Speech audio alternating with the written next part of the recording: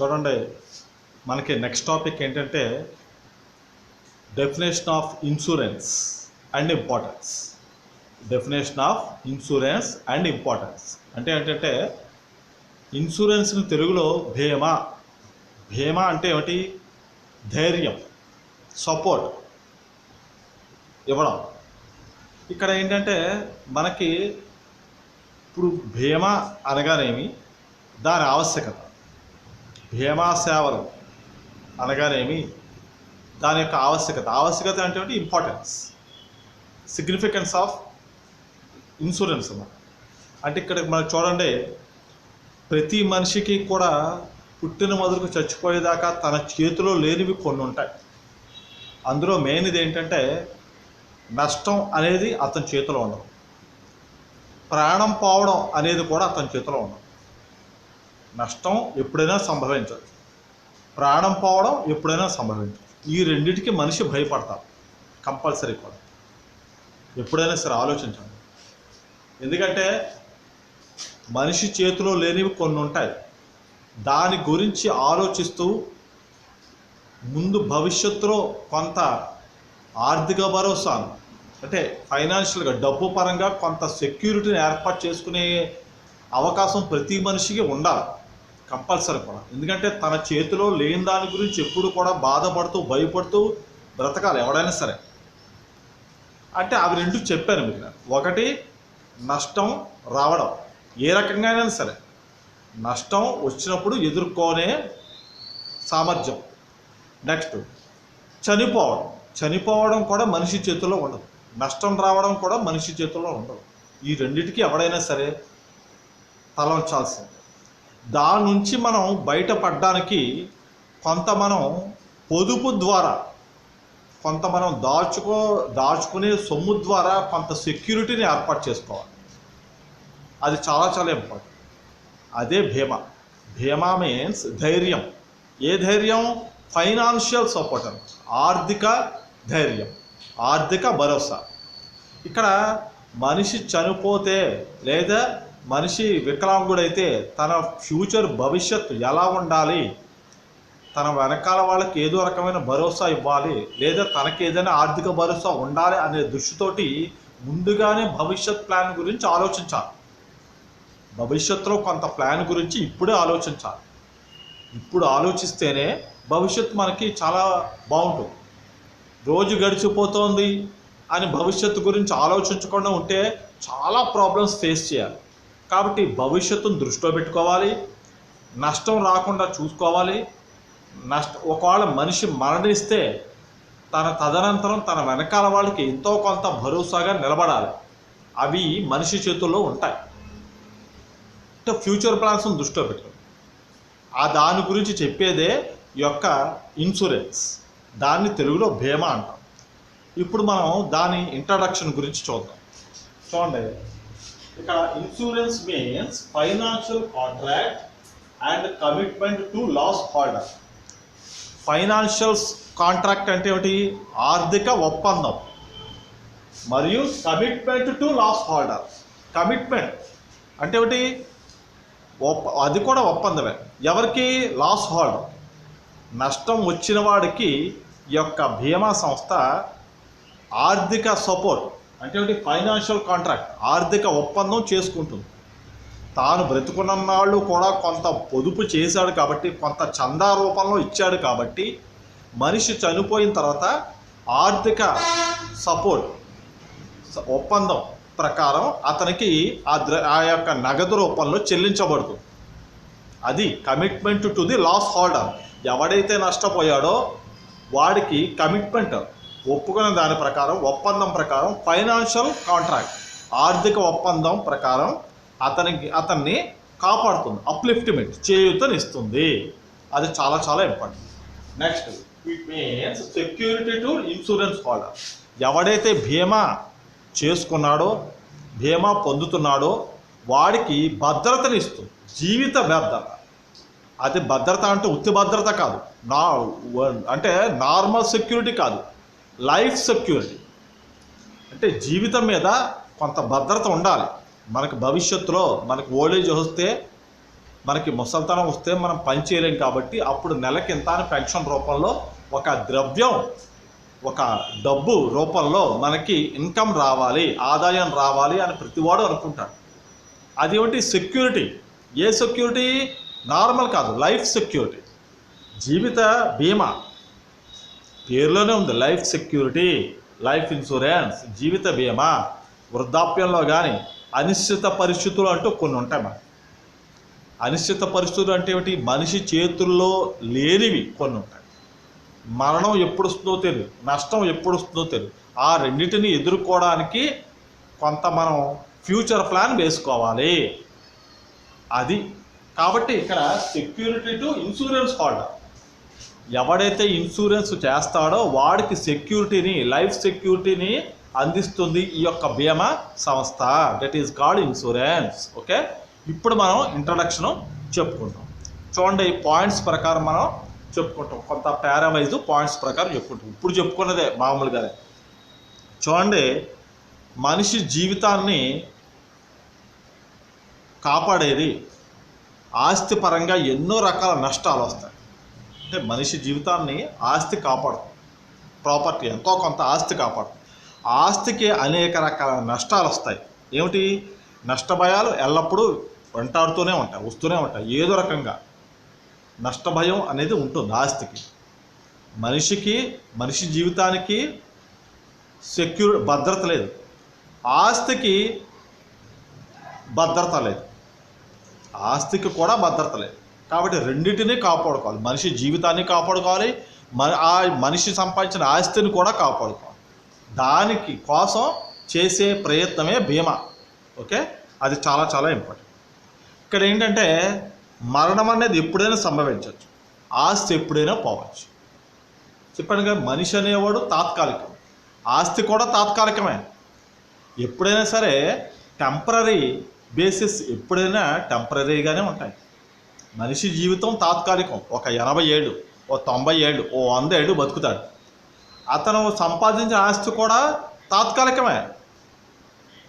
ఎందుకంటే అది ఎప్పుడైనా సరే కరిగిపోతూ ఉంటుంది. సంపాదిస్తున్నంతసేపు బాగానే ఉంటుంది, సంపాదించడం ఆగిపోయాక కరిగిపోతూ తగ్గిపోతూ డిక్రీజ్ అయిపోతూ ఉంటుంది, చాలా డిక్రీజ్ అయిపోతూ ఉంటుంది. కాబట్టి మనిషి జీవితం తాత్కాలికం, అతను సంపాదించిన ఆస్తి కూడా తాత్కాలికం. మనిషి జీవితానికి సెక్యూరిటీ లేదు, అతను సంపాదించిన ఆస్తికి కూడా సెక్యూరిటీ లేదు. రెండింటిని మనం సైమల్టేనియస్గా రెండింటిని కూడా మనం కాపాడుకుంటూ ఉండాలి. అది ఎప్పుడు వస్తుందో తెలియదు, ఎప్పుడు పోతుందో తెలియదు. ఓకే, అది ఫస్ట్ పాయింట్. నెక్స్ట్ ఇక్కడ ఏంటంటే యజమాని మరణించాడు అనుకోండి, ఆ యజమాని మరణించిన కుటుంబానికి ఎంతో కొంత భరోసా ఉండాలి. భరోసా లేకపోతే ఆ కుటుంబం రోడ్డున పడుతుంది.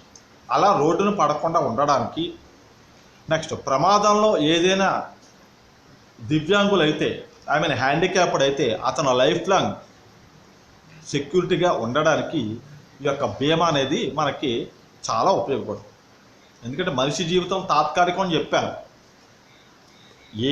ఎటువంటి అనారోగ్యం రాకుండా, ఎటువంటి ప్రమాదం రాకుండా బ్రతికితే మహా అయితే 90 ఏళ్ళు బతుకుతాడేమో అనుకుందాం. అలాగే అతను సంపాదిస్తున్నంతసేపు ఆస్తి బాగానే ఉంటుంది, తర్వాత తగ్గిపోతూ ఉంటుంది, తర్వాత కొన్నాళ్ళకి ఇంకా బాగా తగ్గిపోతుంది. కాబట్టి అతని లైఫ్, రిమైనింగ్ లైఫ్ అంతా కూడా సెక్యూరిటీ ఉండాలి. ఆ రకంగా ఎప్పుడు వస్తుందో ప్రమాదం, ఎప్పుడు వస్తుందో మరణం తెలియదు. తర్వాత వాళ్ళకి తన మీద ఆధారపడ్డ తల్లిదండ్రుల కోసం, తన మీద ఆధారపడ్డ భార్య బిడ్డల కోసం ఎంతో రకమైన కొంత ఫైనాన్షియల్ సపోర్టు, ఫైనాన్షియల్ నెక్స్ట్ ధైర్యం, ఆర్థిక ధైర్యం ఇవ్వడానికి ఇప్పటి నుంచి మనం భవిష్యత్తులో ప్లాన్లు వేసుకోవాలి అని చెబుతుంది బీమా. అది చాలా చాలా ఇంపార్టెంట్. ఓకే, అదొకటి. నెక్స్ట్ చెప్పగానే తన భార్య పిల్లలు వీధిని పడకుండా ఉండడం కోసం, తల్లిదండ్రులకి సపోర్ట్ ఇవ్వడం కోసం బీమా అనేది ఎంతో ఉపయోగం. నెక్స్ట్ అలాగే అగ్ని ప్రమాదాల్లో ఫ్యాక్టరీలు,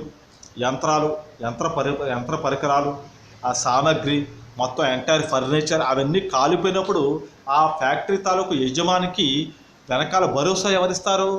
దానికి కూడా ఈ యొక్క ఇన్సూరెన్సు చాలా ఉపయోగపడుతుంది, చాలా చాలా ఉపయోగపడుతుంది. ఇదంతా థియరీ పార్ట్, అందుకే మీకు పాయింట్స్ ప్రకారం చెప్తున్నాను. ఎందుకంటే ఫ్యాక్టరీలో అగ్ని ప్రమాదం సంభవించినా, నెక్స్ట్ ఏదో కూలిపోయినా, భూకంపం వచ్చినా, ఇటువంటి వాటికి వెనకాల సహాయం చేసేది ఎవరు ఉండరు. తాను చేసుకున్న చందాల రూపంలో చేసుకున్న పొదుపే అతన్ని కాపాడుతుంది. కాబట్టి ఏదైనా సరే నష్టం అనేది మనిషి చేతిలో లేదు, మరణం అనేది కూడా మనిషి చేతిలో లేదు. ఈ రెండిటి గురించి ఎప్పుడైనా బాధపడతాను, ఎప్పుడైనా భయపడేది ఈ రెండిటి గురించి. తన ప్రాణం మీద భయం, తను సంపాదించుకున్న ఆస్తి నష్టం రాకుండా చూసుకునే ధైర్యం, ఆస్తి నష్టం రాకుండా చూసుకుంటాడు. అంటే ఆస్తి మీద భయం, ప్రాణం మీద భయం. ఈ భయాన్ని పోగొట్టుకునేందుకు చేసుకునే యొక్క ప్రయత్నం బీమా. ఓకే, అది చాలా చాలా ఇంపార్టెంట్. చూడండి, అనిశ్చిత ప్రమాదాల నుంచి అలాగే ఆస్తి నుంచి కాపాడుకోవడానికి కొంత రక్షణ సాధనమే ఈ బీమా.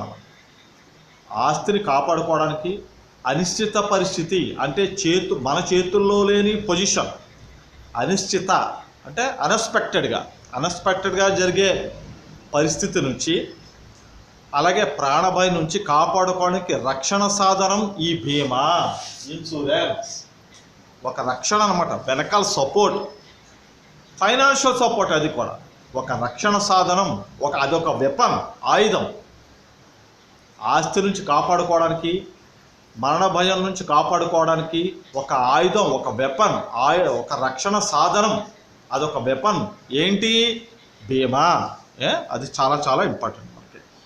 నెక్స్ట్, యాక్చువల్గా బీమా అంటే ఒక ఆర్థిక సహకారం, ఫైనాన్షియల్ సపోర్ట్ అంతే, అది చేసేదేం లేదు. ఇంకా ఒక ఫైనాన్షియల్ సపోర్ట్. బీమా means just only financial support. అది చాలు కదా. ఇప్పుడు వృద్ధాప్యం వచ్చాక పెన్షన్, గవర్నమెంట్ ఉద్యోగస్తుడైతే పెన్షన్ వస్తుంది, నార్మల్ వ్యక్తికి ఎలా వస్తుంది? ఇలాగే తాను ఓపుకున్ననాళ్ళు, సంపాదిస్తున్ననాళ్ళు కొంత మొత్తంలో చందాల రూపంలో సొమ్ముని మనం భద్రతగా పెట్టుకున్నప్పుడు అది మనకి వృద్ధాప్యంలో పెన్షన్ లాగా ఉపయోగపడుతుంది అన్నమాట. That is called financial support. అదే మనం ఇక్కడ చెప్పుకుంటాం. బీమా అనేది జస్ట్ ఒక ఆర్థిక సహకార పథకం, అంటే as a scheme of financial support. బీమా means as a scheme of financial support. ఒక పథకం. ఏంటి? ఆర్థిక సహకార పథకం. ఆర్థిక సహకారం ఎవరికైనా సరే ఆస్తి నష్టం కలగకూడదు, ప్రాణభయం కలగకూడదు. ఈ రెండు మనిషి చేతుల్లో ఉండవు. ఆస్తి మీద ఎప్పుడు నష్టం వస్తుందో తెలియదు, ఆస్తికి ప్రాణం ఎప్పుడు పోతుందో ఎప్పుడు ఉంటుందో కూడా తెలియదు. కాబట్టి ఆ రెండు కూడా మనిషి చేతుల్లో ఉండవు.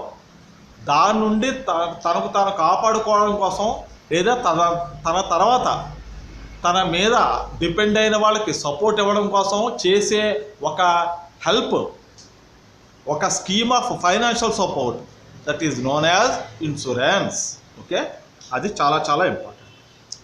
నెక్స్ట్, ఈ పథకం కింద ఏంటంటే, అంటే ఈ ఫైనాన్షియల్ సపోర్ట్ స్కీమ్ కింద ఏంటంటే, ఆస్తి నష్టాన్ని నలుగురు ముగ్గురు పంచుకుంటారు. మనం చందా రూపంలో ఇస్తాం, అది నలుగురు ముగ్గురు పంచుకుంటారు. మనం చనిపోయిన తర్వాత వాళ్ళంతా కలిసి ఒక ట్రస్ట్ కింద వాళ్ళంతా కలిసి మనకి హెల్ప్ చేస్తారు, మన తర్వాత. కాబట్టి ఇది ఫైనాన్షియల్ సపోర్ట్ అన్నమాట. ఓకే, అది చాలా చాలా ఇంపార్టెంట్. నెక్స్ట్, ఇక్కడ ఏంటంటే ఒక సమిష్టి నిధిని ఒకటి ఏర్పాటు చేస్తారు, అంటే జాయింట్ ఫండ్. బీమా మీన్స్ జాయింట్ ఫండ్.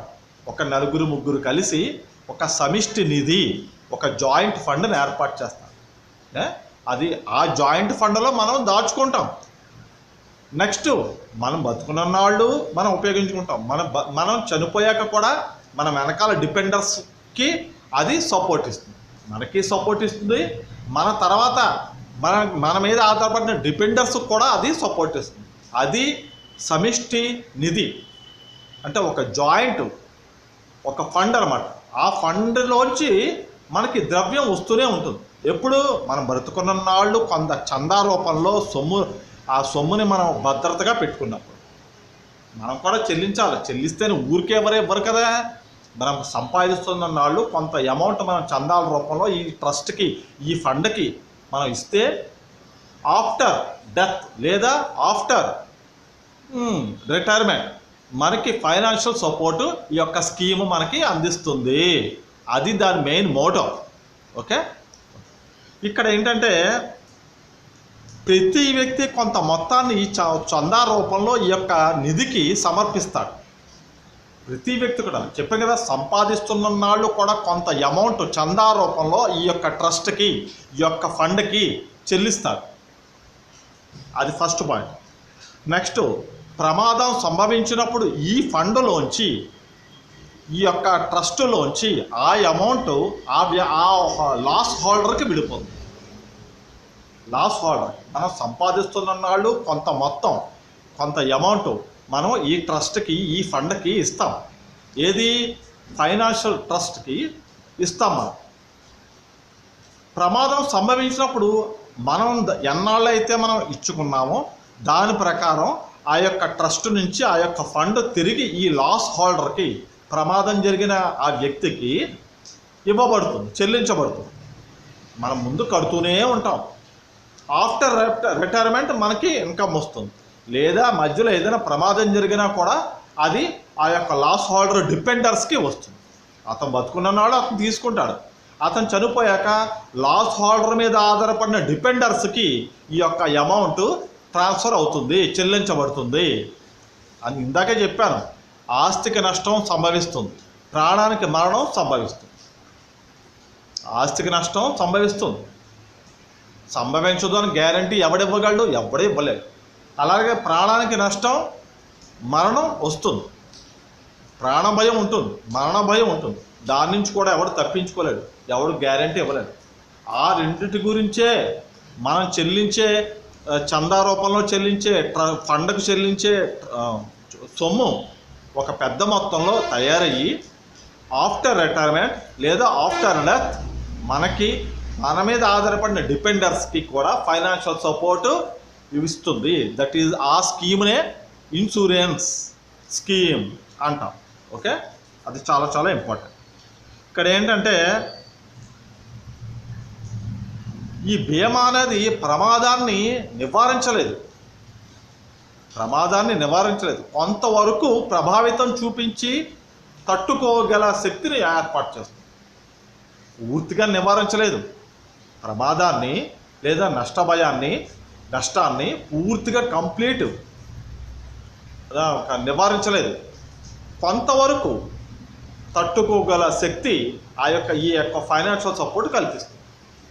100% నెక్స్ట్ నివారించలేదు కదా, ఎవరూ నివారించలేరు.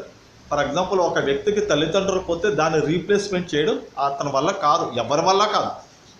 కానీ పెద్దగా నిలబడి అతనికి కొంత సపోర్ట్ ఇవ్వడానికి ఎవరో ఒకరు ఉంటారు టెంపరీగా. అలాగనమాట, ఒక వ్యక్తికి తల్లిదండ్రులు పోతే దాన్ని రీప్లేస్మెంట్ చేసే ఆ యొక్క పొజిషన్ ఎవ్వరికి లేదు, దేవుడికి కూడా లేదు.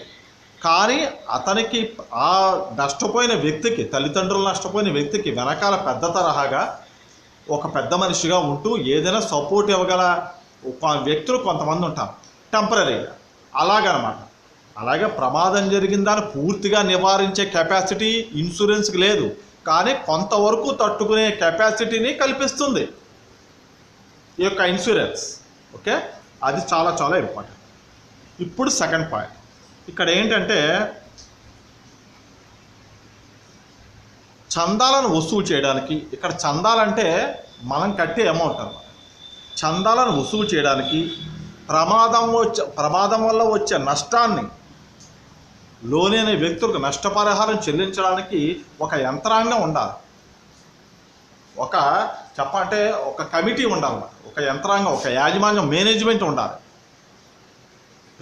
అంటే చందాలను వసూలు చేయడానికి, నష్టం జరిగినప్పుడు కట్టిన చందాని తిరిగి అతనికి నష్టపరిహారం జరిగిన వ్యక్తికి సమర్పించడానికి ఒక మేనేజ్మెంట్ ఉండాలి. That is called insurance. బతుకున్నవాళ్ళు మనం అమౌంట్ కడుతూ ఉంటాము, చందాలు వసూలు చేస్తుంది ఆ ట్రస్ట్. ఏంటి? Financial trust. చెప్పాం కదా ఇందాక, ఫైనాన్షియల్ సపోర్ట్ ట్రస్ట్ అనేది ఒకటి ఉంటుంది ఫండ్. దానికి మనం నెల నెల లేదా 6 monthsకి ఒకసారి లేదా క్వార్టర్లీ ఒకసారి ఇయర్లీ అది ఎలా వసూలు చేస్తుందంటే క్వార్టర్లీ, హాఫ్ ఇయర్లీ, ఇయర్లీ, నెల నెల కూడా కట్టుకునే వాళ్ళు ఉంటారు. మ్యాక్సిమం క్వార్టర్లీ పెట్టుకుంటారు కదా. Quarterly means 3 months. క్వార్టర్లీ కానీ, హాఫ్ ఇయర్లీ కానీ, ఇయర్లీ కానీ ఇంత అని అమౌంట్ మనం పే చేస్తూ ఉంటాం. అది చందాలు వసూలు చేస్తుంది. నష్టభయం వచ్చినప్పుడు లేదా నష్టం వచ్చినప్పుడు ఈ యొక్క మనం కట్టిన అమౌంట్ తిరిగి అది రిఫండ్ ఇస్తుంది అన్నమాట. మరి మనం కడుతున్నాం కదా, మనం ఎర్నింగ్ పొజిషన్లో ఉన్నాం, సంపాదిస్తున్నంత సేపు మనం ట్రస్ట్కి ఇస్తున్నాం, ఆ యొక్క ఫండ్కి, ఫైనాన్షియల్ సపోర్ట్ ఫండ్కి. అప్పుడు మనకి నష్టం వచ్చినా, ప్రమాదం వచ్చినా మన కట్టిన దాంట్లోంచి ఇంట్రెస్ట్ వేసి ఆ యొక్క లాస్ హోల్డర్కి ఇస్తుంది. కాబట్టి చందాలను వసూలు చేయడానికి, నష్టం వచ్చినప్పుడు ఆ యొక్క నష్టం వచ్చిన వ్యక్తికి సమర్పించడానికి ఒక మేనేజ్మెంట్ అంటూ ఉండాలి. ఆ మేనేజ్మెంటే ఇన్సూరెన్స్. చందాలను వసూలు చేస్తుంది. ప్రమాదం వచ్చినప్పుడు ఆ చందాల నుంచే తిరిగి ఆ అమౌంట్ ఇంట్రెస్ట్ వేసి వడ్డీ వేసి ఇస్తుంది. దట్ ఈజ్ కాల్డ్, ఆ మేనేజ్మెంట్నే, that management is known as insurance. Okay, అది సెకండ్ పాయింట్. ఇక్కడ సెకండ్ పాయింట్లోనే ఇక్కడ ఏంటంటే ఆ యంత్రాంగాన్ని ఏమంటామంటే బీమా అంటాం తెలుగులో, ఇంగ్లీష్లో ఇన్సూరర్. దాన్ని ఏమంటాం? ఇన్సూరర్ అంటాం. ఇంకా బీమా చేసే వ్యక్తిని ఏమంటామంటే మనం కడతాం కదా అమౌంట్, చందాల రూపంలో మనం క్వార్టర్లీ కానీ, హాఫ్ ఇయర్లీ కానీ, ఇయర్లీ కానీ కడతాం కదా. అటువంటి అలా కట్టే వ్యక్తిని ఏమంటామంటే పాలసీదారుడు, పాలసీ హోల్డర్ ఇన్ ఇంగ్లీష్, పాలసీదారుడు ఇన్ తెలుగు అంటాం. ఎందుకంటే పాలసీ ఒక విధానం, ఒక పద్ధతి ప్రకారం మనం ఎవ్రీ క్వార్టర్కి లేదా హాఫ్ ఇయర్లీకి, ఇయర్కి కడుతున్నాం. ఎందుకు? ఆస్తి నష్టం వచ్చినప్పుడు కాపాడుకోవడానికి, మరణం సంభవించినప్పుడు కాపాడుకోవడానికి, మనం బతుకుండగానే కొంత అమౌంట్ కడుతున్నాం. అలా కట్టేవాడిని పాలసీ హోల్డర్, పాలసీదారుడు అంటాం. అలా చేసే యంత్రాంగాన్ని ఏమంటాం? ఇన్సూరర్ అంటాం. ఓకే, ఇంకా నెక్స్ట్ బీమా చేసిన వ్యక్తి కట్టే మొత్తాన్ని ప్రీమియం అంటాం. ఇప్పుడు 2 లక్షలకో 5 లక్షలకో బీమా చేస్తాం. బీమా మీన్స్ మనకు కట్టుబడి. బీమా అంటే ఏమిటి? మనకి ధైర్యం ఇచ్చే, ఫైనాన్షియల్గా ధైర్యం ఇచ్చే, సపోర్ట్ చేసే ఒక మేనేజ్మెంట్. 2 లక్షలకు పెట్టుకున్నాం, 5 లక్షలకు పెట్టుకున్నాం. మనం ఇయర్లీయో, క్వార్టర్లీయో, హాఫ్ ఇయర్లీయో కడుతూ ఉంటాం. మనం అలా కట్టే ఆ మొత్తాన్ని, ద్రవ్య మొత్తాన్ని ఏమంటాం? ప్రీమియం. ఈ యొక్క ఇన్సూరెన్స్ లాంగ్వేజ్లో ప్రీమియం. మనం ఎంత అయితే కట్టాలో అది చెప్పేస్తుంది. బాబు నువ్వు క్వార్టర్లీకి ఎంత కట్టాలి? 3000, లేదా హాఫ్ ఇయర్లీకి ఎంత కట్టాలి? 6000, అలా చెప్పేస్తుంది. ఆ చెప్పాక మనకి సపోర్ట్గా ఫైనాన్షియల్ సపోర్ట్ కావాలి కాబట్టి, ఆర్థిక భరోసా కావాలి కాబట్టి మనం కట్టే యొక్క ఫైనాన్షియల్ కట్టుబడిని ఏమంటాం? ప్రీమియం. ఆ కట్టేవాడిని పాలసీ హోల్డర్, పాలసీదారుడు. ఇదంతా నడిపే యంత్రాంగాన్ని ఏమంటాం? ఇన్సూరర్ అంటాం. మూడింటికి 3 రకాల పేరు. యంత్రాంగం మేనేజ్మెంట్ పేరు ఇన్సూరర్, చెల్లించే వ్యక్తి పాలసీ హోల్డర్, చెల్లించే సొమ్ము మొత్తాన్ని, ఆ యొక్క పథకాన్ని, స్కీమ్ని ఏమంటాం?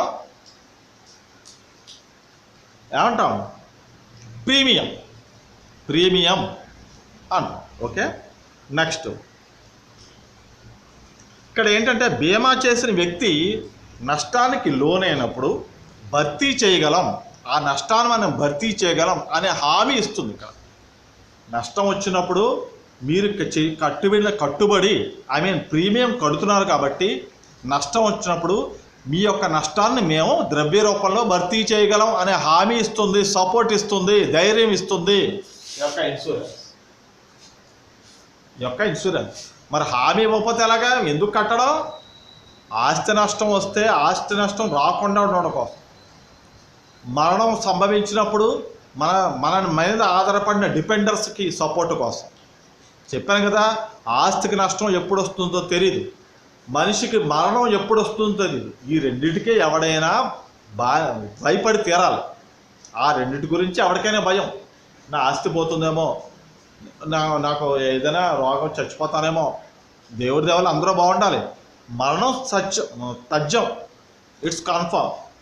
చెప్పాం కదా, ఆస్తి పోవడం ఖాయం, మనిషి పోవడం ఖాయం. ఈ రెండు టెంపరీయే, ఈ రెండు కూడా టెంపరీయే. కాబట్టి దాన్ని ఉన్ననాళ్ళు దాన్ని సపోర్ట్ చేసుకోవడం కోసం, ఉన్న దానిలో దాన్ని కాపాడుకోవడం కోసం, ఆస్తి నష్టం వచ్చినా లేదా నష్టం వచ్చినా ఆ నష్టాన్ని మేము భర్తీ చేస్తామని హామీ ఇస్తుంది ఈ యొక్క ఇన్సూరెన్స్. ఓకే, అది చాలా చాలా ఇంపార్టెంట్. ఇదంతా సెకండ్ పాయింట్. చెప్పాం కదా, ప్రతిఫలం మనం కట్టే కట్టుబడికి, ప్రీమియంకి నష్టం వచ్చినప్పుడు మేము ఆర్థిక భరోసా ఇస్తాము, ఆర్థిక సపోర్ట్ ఇస్తాము అని హామీ ఇస్తుంది. మనం కట్టిన ప్రీమియం దాని మీద ఇంట్రెస్ట్ వేసి తిరిగి మనకే ఇస్తుంది. ఇదంతా చూసేదే ఇన్సూరర్. ఓకే, అది సెకండ్ పాయింట్. థర్డ్ పాయింట్, చెప్పే కదా, బీమా అనేది ఒక కాంట్రాక్ట్, ఒక ఒప్పందం, ఆర్థిక ఒప్పందం. నువ్వు కట్టు, దాని మీద నేను వడ్డీ వేసి ఇస్తాను అని చెప్తాను అన్నమాట. కట్టుబడి కట్టు, ప్రీమియం కట్టు, నీకు తెలియకుండానే అది పెద్ద మొత్తం అవుతుంది. దాని మీద ఇంట్రెస్ట్ వేసి నువ్వు బ్రతికనన్నా ఆఫ్టర్ రిటైర్మెంట్ నేను నీకు ఫైనాన్షియల్ సపోర్ట్ ఇస్తాను. లేదు, నువ్వు చనిపోతే ఆ చనిపోయిన వ్యక్తి మీద ఆధారపడ్డ డిపెండర్స్కి కూడా ఫైనాన్షియల్ సపోర్ట్ నేను ఇస్తాను అని ఒక కాంట్రాక్ట్. నువ్వు కట్టుబడి కట్టు, ప్రీమియం కట్టు, నేను సపోర్ట్ ఇస్తా. Just contract. నువ్వు కట్టుబడి కట్టు, నువ్వు ప్రీమియం పే చెయ్యి, నేను సపోర్ట్ ఇస్తాను. I will give you support, financial support అని చెప్తాం. కాంట్రాక్ట్ ఎవరికి? ఇన్సూరర్కి, పాలసీ హోల్డర్కి మధ్య contract between insurer and also policy holder. కాబట్టి ఒక కాంట్రాక్ట్, ఆర్థిక కాంట్రాక్ట్, ఫైనాన్షియల్ కాంట్రాక్ట్. ఓకే, ఇక్కడ రాశాను మీకు, ఫైనాన్షియల్ కాంట్రాక్ట్ ఇద్దరికి. ఇన్సూరర్ తీసుకుంటాడు ప్రీమియం, పాలసీ హోల్డర్ ప్రీమియం కడతాడు. వీడికి రిటైర్మెంట్ అయిన తర్వాత ఇంత అని ఇచ్చేస్తుంది, లేదా మధ్యలో చనిపోతే అమౌంట్ మొత్తం ఇచ్చేస్తుంది. కాంట్రాక్ట్ అది. అయితే బ్రతుకున్న నాళ్ళు కూడా మనం కడుతూనే ఉండాలి. ఆఫ్టర్ రిటైర్మెంట్ మనకి సపోర్ట్గా ఉంటుంది. That is called mutual contract, financial mutual contract, ఉమ్మడి కాంట్రాక్ట్, ఒప్పందం అన్నమాట. ఓకే,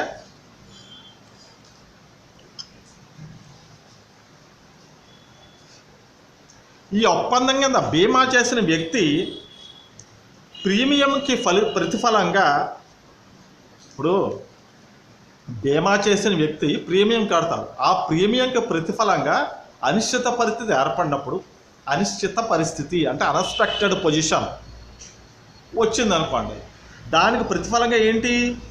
నష్టాన్ని భర్తీ చేయగల కెపాసిటీ ఈ ఇన్సూరెన్స్కి ఉంటుంది.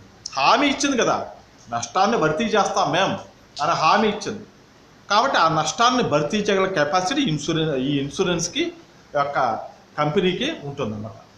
అదే బీమా వాగ్దానం చేస్తుంది, హామీ ఇస్తుంది. ఐ ప్రామిస్ యూ అని వాగ్దానం చేస్తుంది. ఎప్పుడు? ప్రీమియం ఎవడైతే కడుతున్నాడో వాడికి. గుర్తునే ఇవ్వదు. ప్రీమియం కడుతున్న వ్యక్తికి ఆ నష్టం వచ్చినప్పుడు ఆర్థికంగా వెనకాల సపోర్ట్ ఇస్తాను అనే హామీ ఇస్తుంది, ప్రామిస్ చేస్తుంది. అదే ఇన్సూరెన్సు. ఓకే, నెక్స్ట్, ఇరువురి మధ్య ఒప్పందం జరుగుతుంది. చెప్పాను కదా, between insurer and policy holder, between mutual financial contract, ఆర్థిక ఉమ్మడి ఒప్పందం, ఆర్థిక ఉమ్మడి ఒప్పందం, మ్యూచువల్ ఫైనాన్షియల్ కాంట్రాక్ట్ జరుగుతుంది. ఓకే, ఇదంతా కూడా పాయింట్స్ ప్రకారం మనం రాస్తాం అన్నమాట ఇంట్రొడక్షన్లో.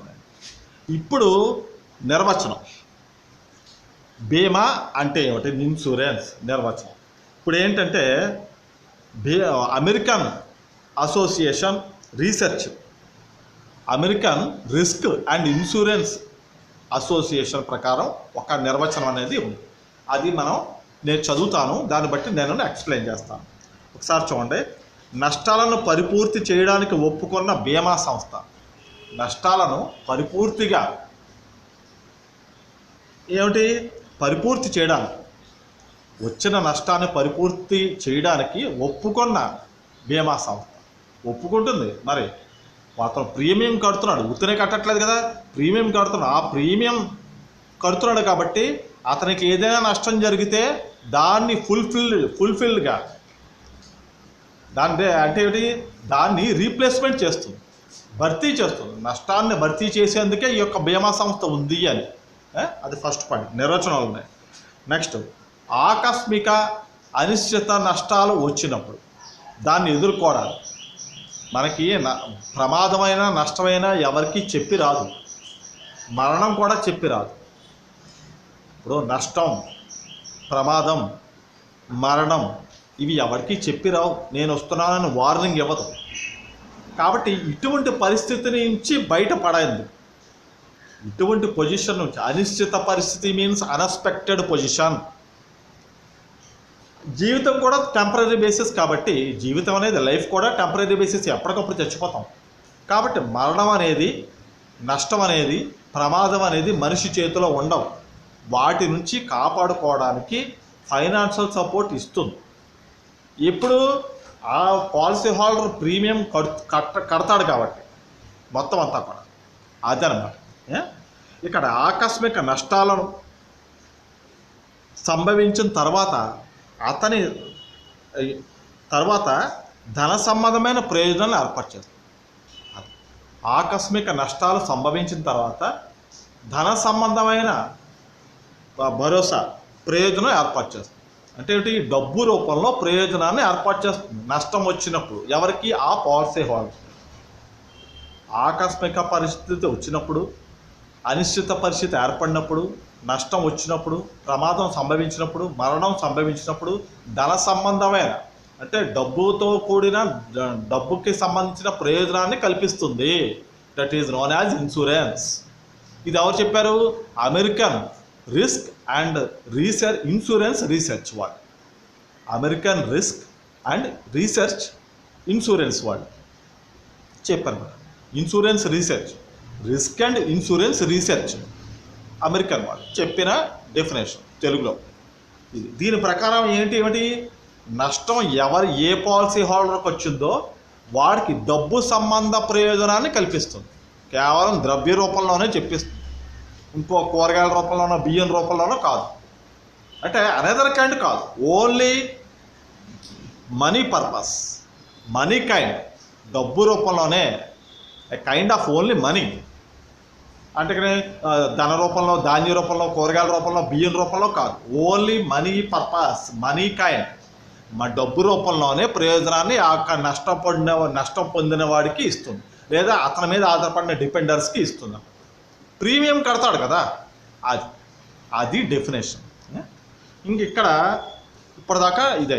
ఇప్పుడు ఇంపార్టెన్స్ అనేది ఏది, ఇప్పుడు చెప్పుకునేది ఇంపార్టెన్స్కి వస్తుంది. ఏదైనా సరే ఏంటి, నష్టం, ప్రమాదం, మరణం ఈ మూడు మనిషి చేతుల్లో ఉండవు. అది కన్ఫర్మ్, ప్రపంచంలో ఎవరైనా సరే ఒప్పుకొని తీరాలి.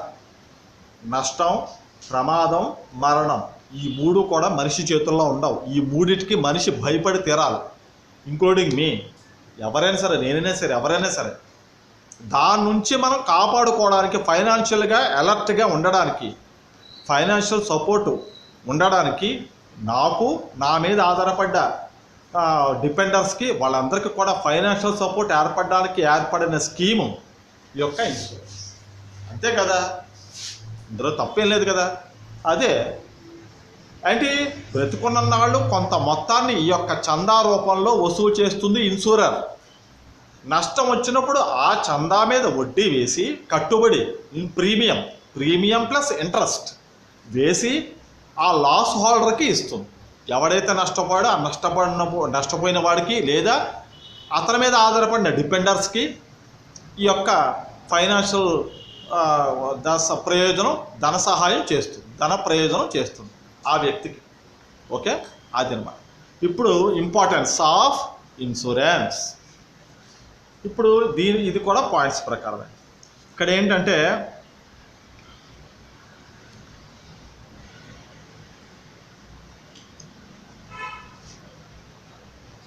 కట్టుబడి అయిపోయిన తర్వాత ఒక నిర్దిష్ట కాలం అయిపోయిన తర్వాత ఇస్తుంది, మధ్యలో ఇవ్వదు.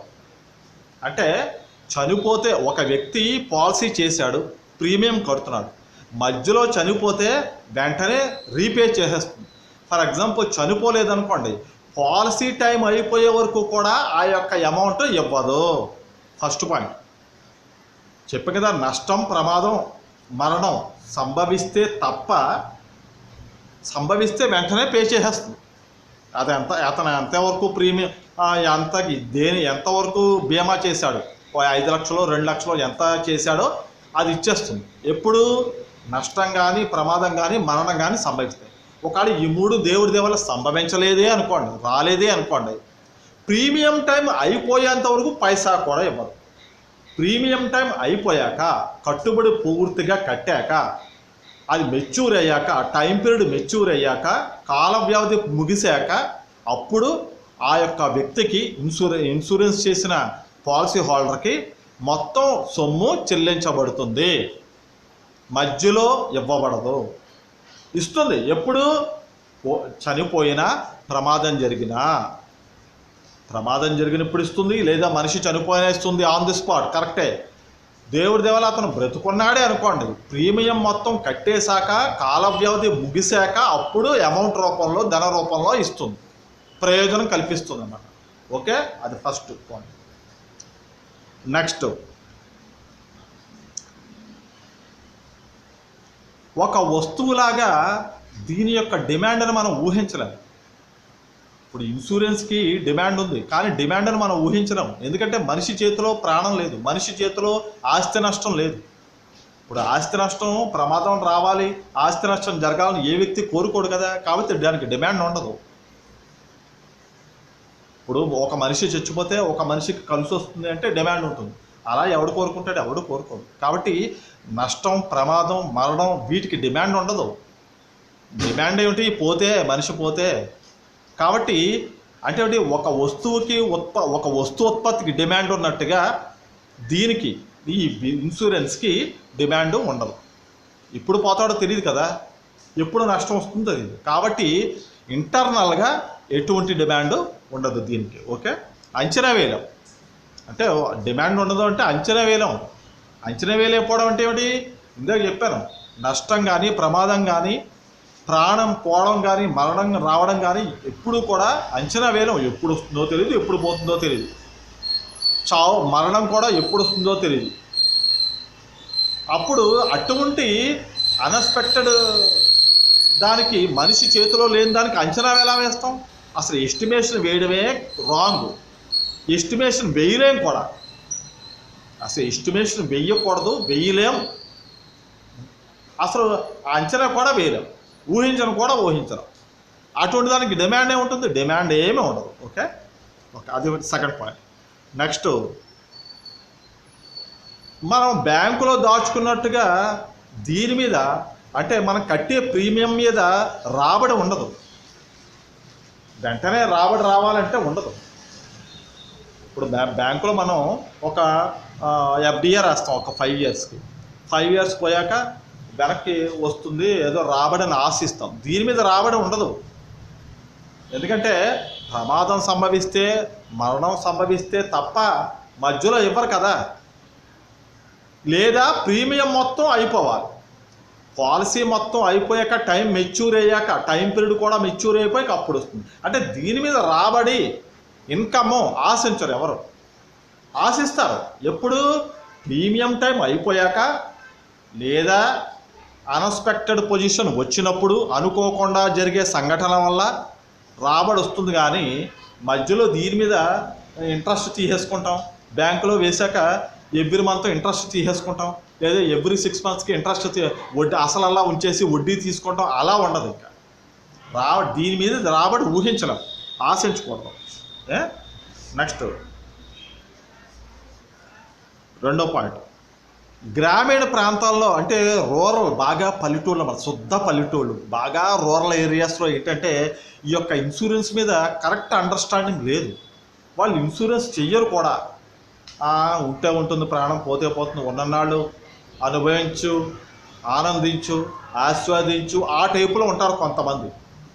అండ్ కొంతమంది చదువు ఉండదు, అన్ఎడ్యుకేటెడ్స్కి ఏంటంటే ప్రియమేం ఏం చేస్తాం, ఉన్ననాళ్ళు అనుభవించడమే, ఉన్ననాళ్ళు తినేయడమే, కళ్ళు ఉన్ననాళ్ళు చూసేయాలి, పళ్ళు ఉన్ననాళ్ళు తినేయాలి, అనుభవించడమే అనుకుంటారు కొంతమంది.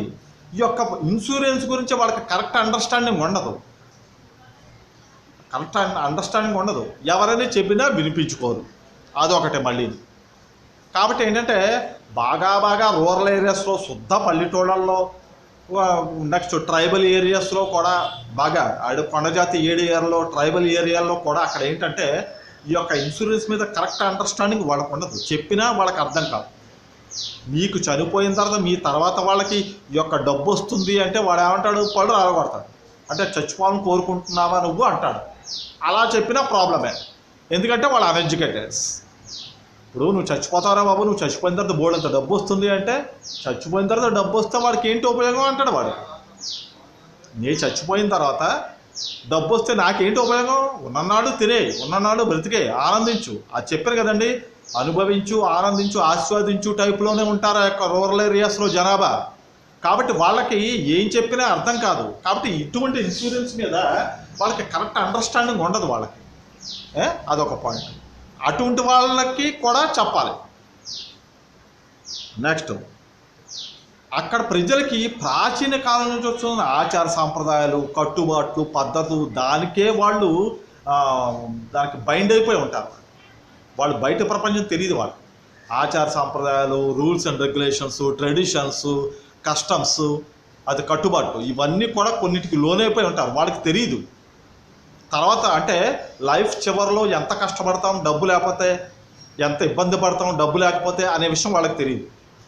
అండ్ ఉన్ననాళ్ళు అనుభవిద్దాం, ఉన్ననాళ్ళు తినేద్దాం, కళ్ళు ఉంటేనే కళ్ళు ఉన్ననాళ్ళు చూసేద్దాం, పళ్ళు ఉన్ననాళ్ళు తినేద్దాం అనే టైపులోనే ఉంటారు. వాళ్ళకి ఇన్సూరెన్స్ మీద కరెక్ట్ అండర్స్టాండింగ్ ఉండదు, చదువుకోలేదు కాబట్టి. ఇంకా కొంతమంది అటువంటి వాళ్ళకి మనం చెప్పాలి, కానీ చెప్పినా కూడా ప్రాబ్లమ్స్ వస్తాయి. చెప్పిన వాడికి నువ్వు చచ్చిపోయిన తర్వాత చాలా డబ్బు వస్తుందిరా బాబు, నీ వెనకాల డిపెండర్స్కి కొంత ఫైనాన్షియల్ సపోర్ట్ ఉంటుంది అంటే పళ్ళు రాలగొడతాడు. అంటే నేను చచ్చిపోవాలని కోరుకుంటున్నావా, నేను చచ్చిపోయిన తర్వాత ఆ డబ్బు నేనేం చేసుకుంటాను, ఉన్ననాళ్ళు అనుభవించే, ఉన్ననాళ్ళు సుఖపడు, అది నా పాలసీ అంటారు వాళ్ళు. అంతేగాని వాడు చనిపోయిన తర్వాత వాళ్ళ వెనకాల డిపెండర్స్కి ఫైనాన్షియల్ సపోర్ట్ ఉంటుంది, వినరా బాబు, ప్రీమియం కట్టు, సపోర్ట్ ఉంటుంది ఫైనాన్షియల్గా అంటే వాడు వినిపించుకోడు, వాడికి తెలియదు వాడు. ఓకే, నెక్స్ట్ చెప్పాను కదా, ఆచార సాంప్రదాయాలు, కట్టుబాటు సాంప్రదాయాలకి కట్టుబడి ఉంటారు వాళ్ళు ఇన్సూరెన్స్ మీద కరెక్ట్ అండర్స్టాండింగ్ వాళ్ళకి తెలియదు, రాదు వాళ్ళకి. నెక్స్ట్ ఇంకా లాస్ట్ పాయింట్ ఏంటంటే, గ్రామీణ ప్రాంతాల్లో మార్కెట్ రంగం డెవలప్ అవ్వదు. మార్కెట్ రంగం డెవలప్ అయితే ఆ మార్కెట్, ఆ యొక్క షాపింగ్ కాంప్లెక్స్ మీద అది లేదా వ్యాపార సంస్థ నష్టం గురించి వాడు ఆలోచిస్తాడు. ఇప్పుడు వ్యాపార సంస్థ ఉంది, అది షార్ట్ సర్క్యూట్ అయ్యి విద్యుత్ తగిలి అగ్ని ప్రమాదం జరిగింది అనుకోండి, లేదా కాలిపోయింది అనుకోండి, లేదా దొంగతనం జరిగింది అనుకోండి. Thank you.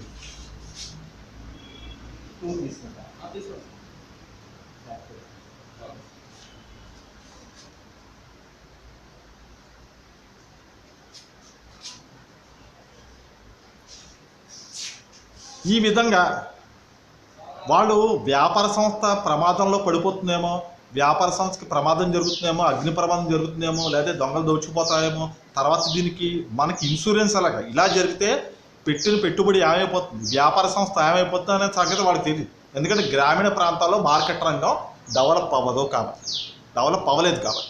అది లాస్ట్ పాయింట్.